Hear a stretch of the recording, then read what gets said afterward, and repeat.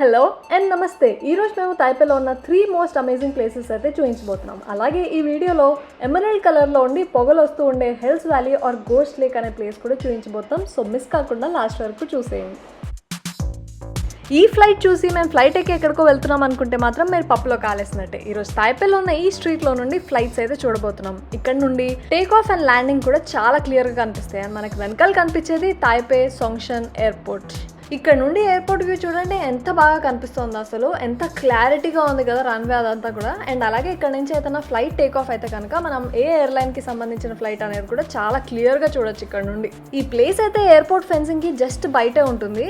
And ఇక్కడ నుండి మనకైతే తైపే 101 బిల్డింగ్ కూడా కనిపిస్తుంది. అక్కడ చాలా మంది జనాలు కనిపిస్తున్నారు కదా, అక్కడ నుంచి అయితే ఇంకా క్లియర్గా కనిపిస్తుంది మనకి ఎయిర్పోర్ట్. మనకి ఇక్కడ కనిపించేది EVA air flight. EVA air 5 star Taiwanese airline అవడమే కాకుండా వరల్డ్ లోనే టాప్ 10 ఇంటర్నేషనల్ క్యారియర్స్ లో ఒకటి. ఈ ప్లేస్ ని ప్లేన్ స్పాటింగ్ యాలీ ఆర్ ఎయిర్పోర్ట్ యాలీ అని పిలుస్తారు. వీళ్ళు చూసారా స్కూల్ పిల్లలు పోల్స్ ఎక్కి చూసినట్టు ఎలా చూస్తున్నారో? ఇది ఎయిర్పోర్ట్ ఫెన్స్ కాదు కాబట్టి సరిపోయింది.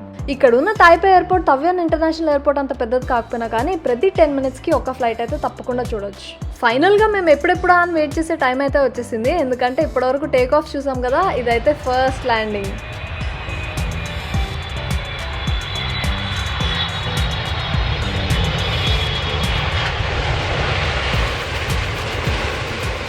వావ్, ఎంత బాగా కనిపించింది కదా, అసలు మైండ్ బ్లోయింగ్.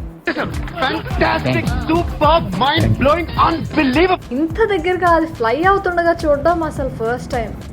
ఎలా అనిపించింది? ఎప్పుడైనా ఫ్లైట్ మనం కింద నుంచి చూసినప్పుడు లిల్లీపుట్ లాగా చిన్న చిన్నగా కనిపిస్తాయి కదా, స్కైలో ఎక్కడో దూరంగా ఉంటుంది. కానీ ఫస్ట్ టైం ఇంత దగ్గరగా చూడడం. నాకైతే టేక్ ఆఫ్ కన్నా ల్యాండింగ్ చాలా ఇంట్రెస్టింగ్ అనిపించింది. ఎందుకంటే టేక్ ఆఫ్ అయితే ఎయిర్పోర్ట్లో వెయిట్ చేస్తున్నప్పుడు కూడా చూడొచ్చు. ఇప్పుడు మేము వెళ్ళబోతున్న ప్లేస్ అయితే చాలా స్పెషల్. ఎందుకంటే ఇక్కడికి వెళ్ళాలని చెప్పి మేమైతే ఒక 4 years నుంచి అనుకుంటున్నాం. కాకపోతే మండే క్లోజ్ ఉండడం వల్ల, మాకు కూడా మండే ఆఫ్ ఉండడం వల్ల కుదరలేదు.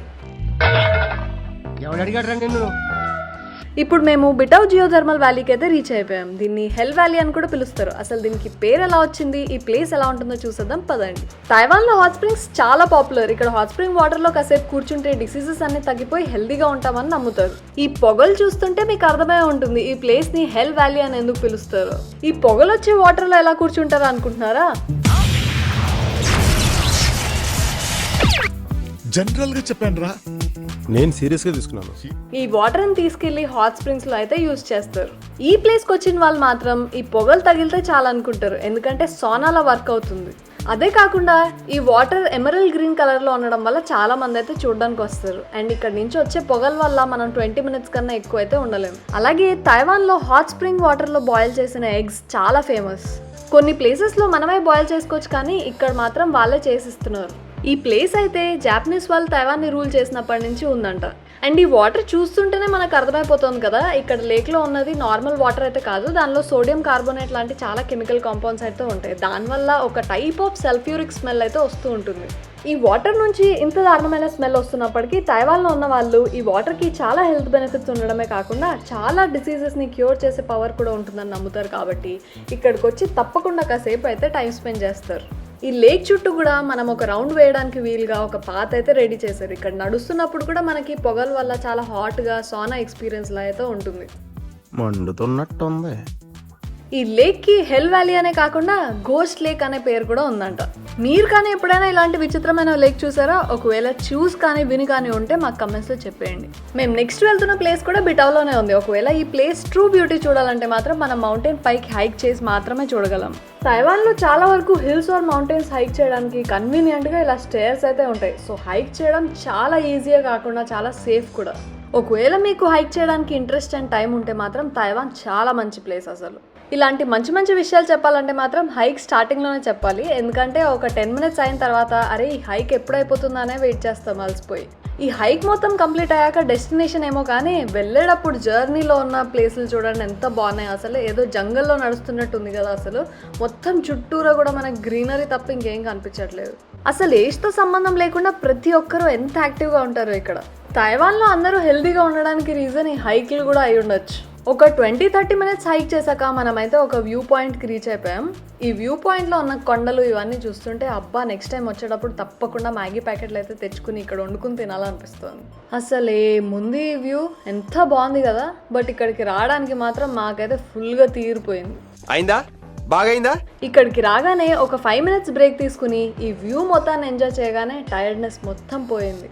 ఈ వ్యూ ఇంత బాగున్నప్పటికీ ఇదే ఫైనల్ డెస్టినేషన్ అయితే కాదు, మనం ఇంకా పైకి వెళ్ళాలి. ఈ దారి మొత్తం కూడా చెట్లు కొండలు ఉండడం వల్ల మేము స్టార్ట్ చేసినప్పటి నుంచి ఎంత దూరం వచ్చామో చూద్దామంటే అసలు వే కూడా కనిపించట్లేదు. ఈ ప్లేస్ నుండి ఇంకో 15-20 minutes హైక్ చేయగానే మనం వెళ్ళాల్సిన ఫైనల్ డెస్టినేషన్ అయితే వచ్చేసింది.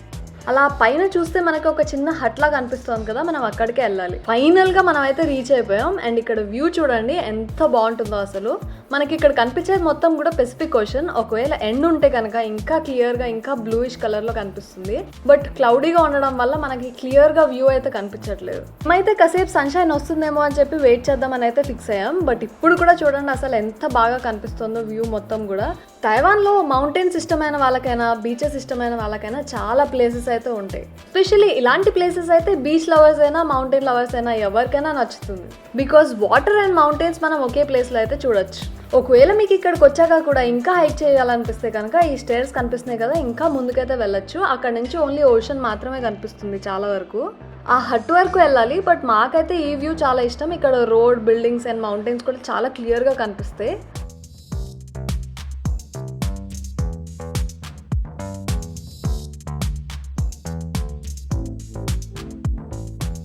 ఈ అద్భుతమైన వ్యూని మాతో పాటు ఇంకొకరు కూడా ఎంజాయ్ చేస్తున్నారు. ఎవరా అనుకుంటున్నారా? ఇదిగో ఈ పిజియన్.